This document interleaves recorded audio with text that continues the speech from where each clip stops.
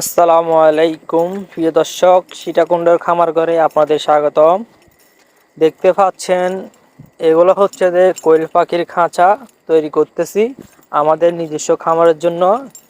এই দুইটা করছি, এটা মোটামুটি একটু করে করছি। নেট লাগানো হয়েছে, শুধু এনে কমপ্লিট করা আছে, শুধু নেটের বাকি আছে আর অল্প। আর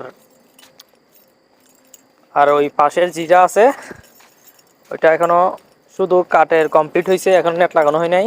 এটা অবস্থানে নেট লাগানো হয়ে গেছে, আর চারপাশের গুলো লাগাবো ইনশাল্লাহ, আজকের মধ্যে ক্লিয়ার হয়ে যাবে। আর এখানে অবস্থান হচ্ছে যে 2 ফুট, আর লম্বা হচ্ছে যে 6 ফুট।